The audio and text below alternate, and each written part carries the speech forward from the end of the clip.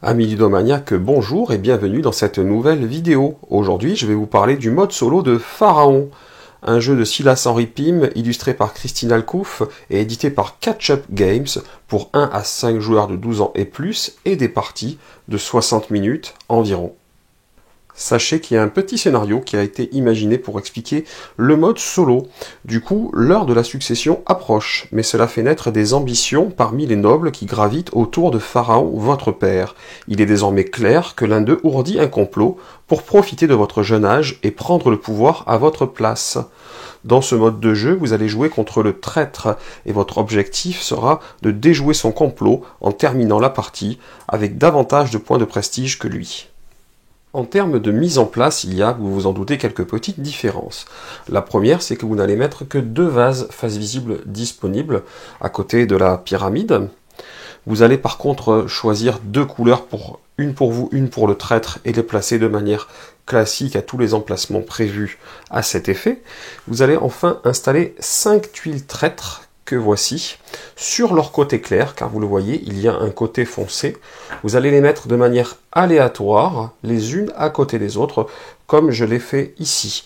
Vous allez ensuite prendre les 5 ressources, et vous allez les mettre également de manière aléatoire sur la première case de chacune des pistes traîtres, comme je le fais là. Voilà qui est fait.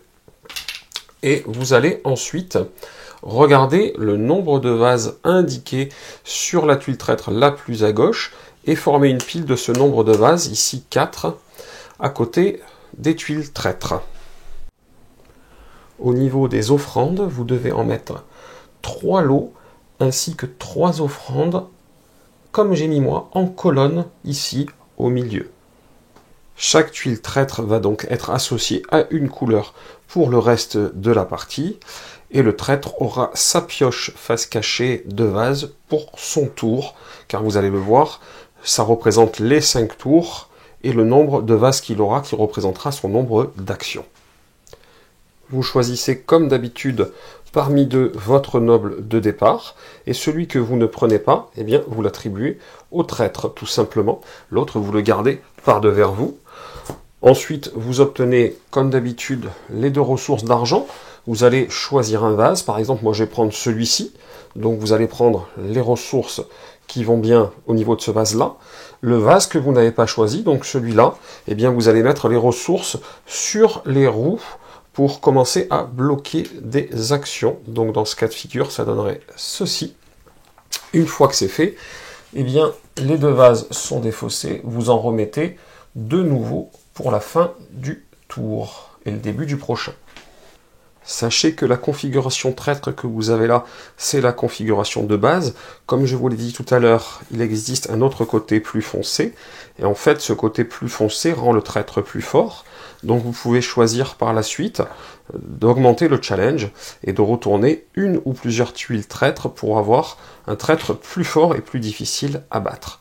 Voilà, c'est tout ce qu'il y a à savoir au niveau de la mise en place, et je vais vous expliquer par la suite comment ça se joue. Au niveau du tour de jeu, eh bien, sachez que vous allez jouer un coup vous-même, et puis un coup le traître qui va jouer, et bien évidemment, le traître pourra éventuellement se retrouver à passer avant vous, et à progresser au niveau de la pyramide, si c'était le cas, et à gagner des ressources. Vous allez bien entendu définir un premier joueur au hasard. Si c'est le traître, eh bien c'est lui qui commence, sinon c'est vous. Et quand le traître doit jouer, eh bien c'est simple, vous prenez le premier vase de sa pioche et vous le retournez face visible. De là, vous regardez les couleurs qui sont sur ce vase. La couleur qui est en bas du vase, eh bien vous allez automatiquement prendre la couleur correspondante et la mettre en partant du bas sur la première piste correspondante de la couleur. De cette manière-là, vous avez recouvert ici.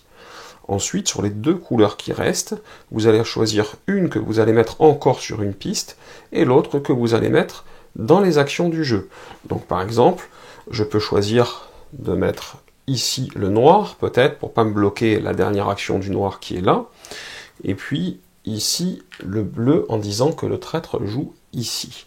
Alors le traître ne réalise pas les actions en fait là où il se place. Lui, ce qu'il va réaliser, c'est les actions de là où vous lui mettez des jetons sur ces pistes traîtres, si jamais il y a des actions à réaliser. Sachez que si à un moment vous devez vous poser sur une tuile traître et qu'elle est entièrement pleine, là s'il y avait du jaune comme ça jusqu'en haut, et que vous devez vous poser là, eh bien vous vous poserez sur le premier emplacement le plus bas disponible sur la droite. Si vous arrivez au bout ici, eh bien vous repartez ici, et vous cherchez toujours le premier emplacement disponible sur la droite pour pouvoir vous poser. Alors au niveau du choix des deux ressources, eh bien si on est dans un cas de figure comme ceci par exemple, au moment où je révèle ça, je mets un jaune et après le noir, eh bien tous les emplacements sont pris, donc je suis obligé de mettre sur bleu. Je ne peux pas faire exprès de dire je prends noir, tout est pris, je suis obligé de mettre sur bleu. Maintenant, si bleu est aussi dans ce cas de figure, on ne sait jamais, ça peut arriver, et bien dans ce cas-là, je peux mettre ni sur l'un ni sur l'autre, les deux ressources, et bien les deux ressources vont venir se mettre sur les pistes traîtres, donc dans ce cas-là, je mettrai à la fois le noir et à la fois le bleu. Voilà, dans ce cas un petit peu particulier. Et donc dans ce cas de figure bien précis, on commence d'abord par placer la ressource qui est à gauche, puis la ressource qui est à droite sur les pistes traîtres. Par contre, si j'ai le choix entre un endroit plein et un endroit qui n'est pas encore plein, je dois privilégier l'endroit qui n'est pas encore plein et choisir cette couleur-là. Ça sera plus vraiment du choix, du coup, mais je dois le faire. Alors vous avez tous les symboles qui sont indiqués sur les tuiles traîtres qui sont expliqués dans la règle.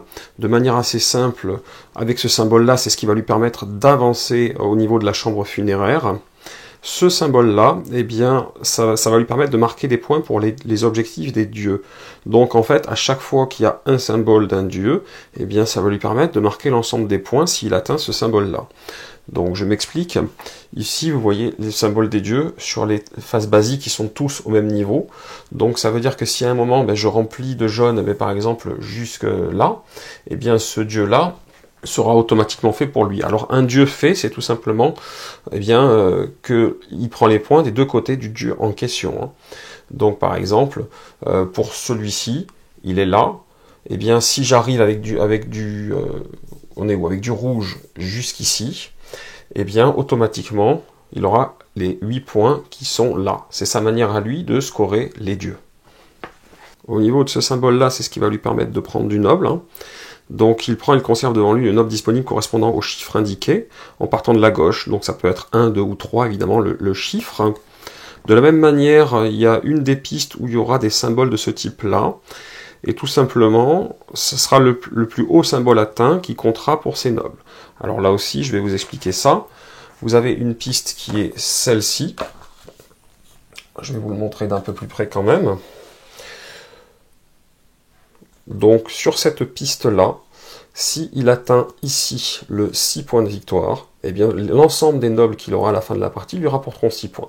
Sachant que si par le plus grand des hasards il ne montait pas sur cette piste, ça serait 6 c'est le minimum. Tous ces nobles lui vaudraient 6 points de toute façon. Et on va aller comme ça crescendo. Et donc en fait, s'il arrive par exemple à atteindre ce niveau, tous ces nobles lui vaudront 8. Et vous voyez que ici on est à un 10 maximum au niveau des nobles. Donc ça sera des points. Chaque carte noble lui vaudra ce nombre de points, indifféremment de ce qui est marqué sur la carte noble. Il peut également se retrouver à vous embêter en défaussant des nobles, toujours avec le chiffre indiqué en partant de la gauche. Et ensuite, le bleu, ça va jouer sur les artisans. Donc, soit il va prendre l'artisan de plus forte valeur, soit il va prendre l'artisan de plus faible valeur. Et éventuellement, il va se retrouver à pouvoir défausser des artisans avec ceci. Et il va se retrouver également à pouvoir prendre des lots correspondants au niveau du chiffre, c'est-à-dire lot 1, lot 2 ou lot 3. Et à conserver donc les jetons. Et avec ça, il va pouvoir prendre dans la zone centrale les bonus selon la position du bonus.